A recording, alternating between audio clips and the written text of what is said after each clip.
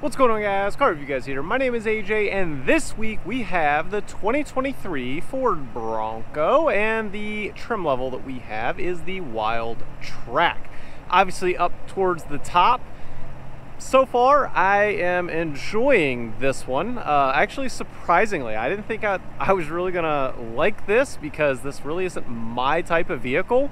And I gotta tell you, I am a testament that if you were on the fence about this vehicle, you're about to find out in this full review why I think it is really that good. Next video is going to be 5 things to love, 5 things to improve, so be sure to subscribe so you can catch that. And if this isn't the vehicle for you, you may be interested in the vehicle I have next week. We are on our way to 20,000 subscribers, over 19,000 now. Thank each and every one of you. So let's start with the cinematic, then we're going to go to the exterior, interior, and then we're going to take it on a drive. So without further ado, let's roll.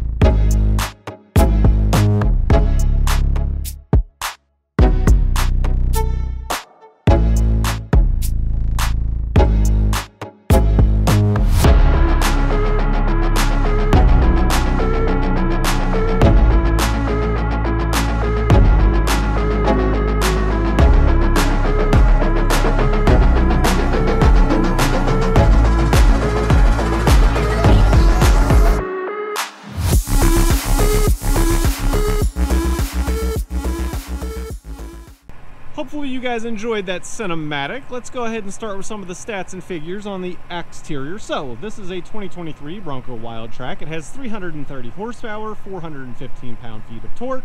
Transmission is a 10-speed automatic. The curb weight is going to start around 4,661 pounds. And that's going to push this Bronco from 0 to 60 in around 5.8 seconds, give or take just a little bit. It's definitely peppy. So yeah. Okay, so let's talk pricing. You're looking at starting for the base $36K on the Bronco, and then the tester today is $63,835, and that is including the destination charge. Now, vehicle dimensions, overall length is around 16.6 feet, and your width, looking at the rear here, is 6.6 feet.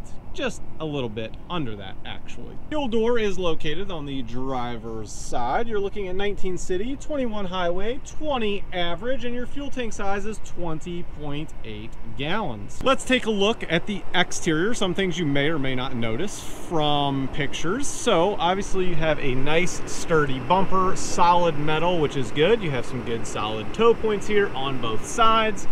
LED headlamps, and then obviously you have some different points up here as well. And looking at these tires, they are definitely far from small.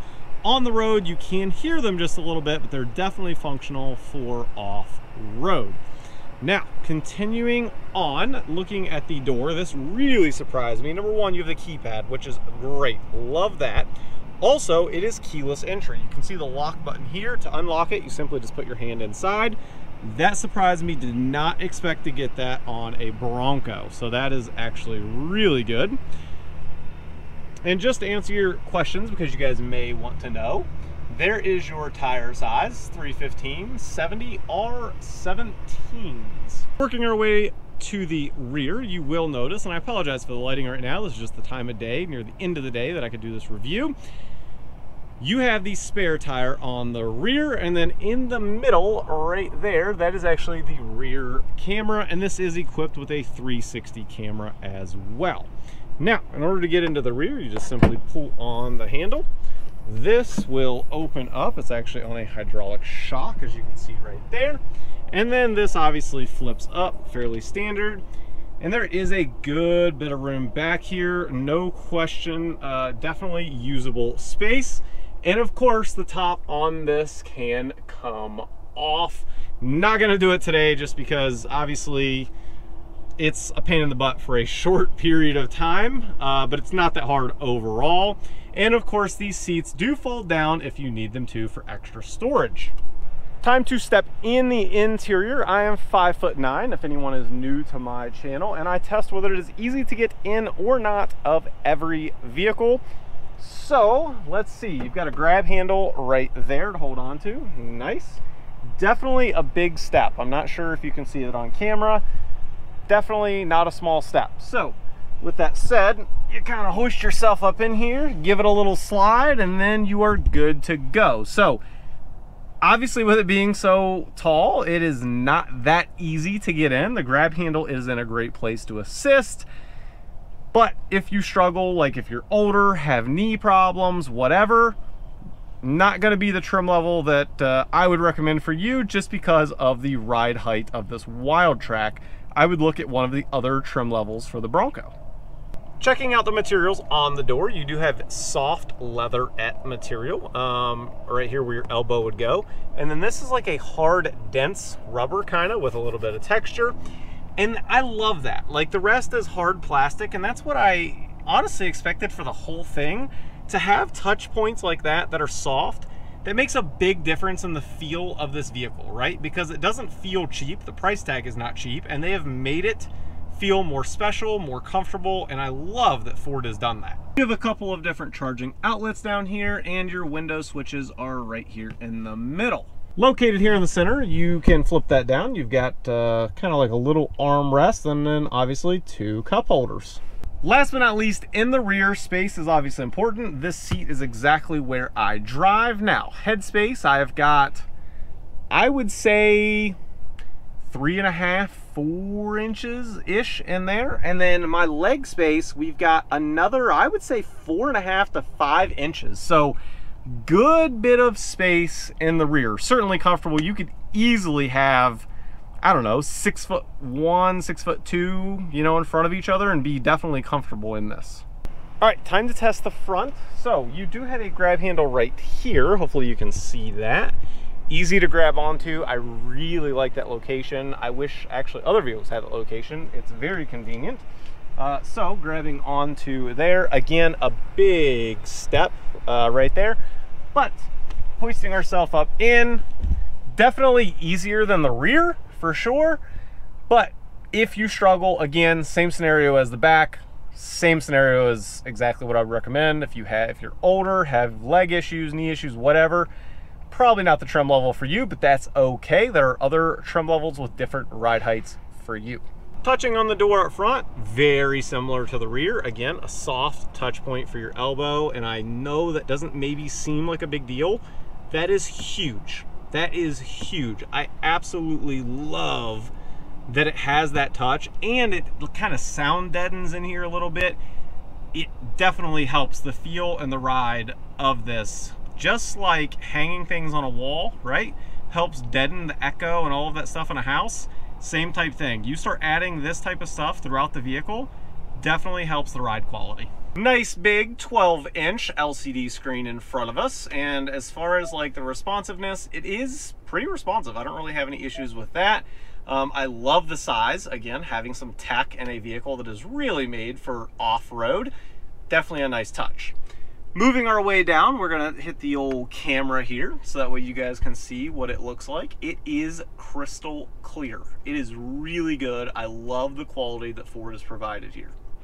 Auto stop start right there. Obviously, I turned that off. Not a huge fan of that. You can see that it does have heated seats in the front and also a heated steering wheel, which is an option, and it is on this tester.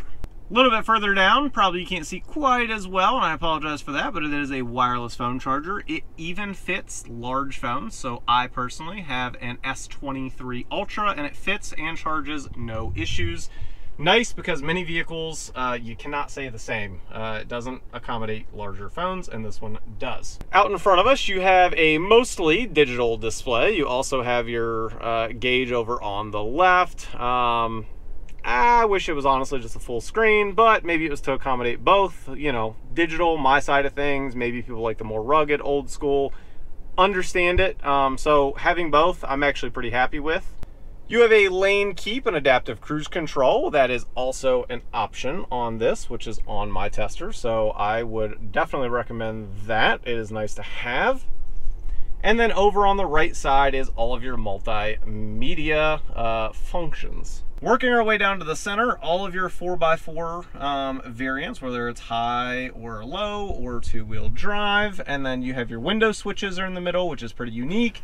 And then the mirror toggle is here over on the right. It is all like a rubberized kind of feel to it, which is kind of unique. I haven't really felt that before, so kind of neat. Thing to note on the passenger side is you do have a nice handle right here to hold onto, and same thing over there. So if you're going off-roading, definitely having 2 points to hold onto is nice for the passenger.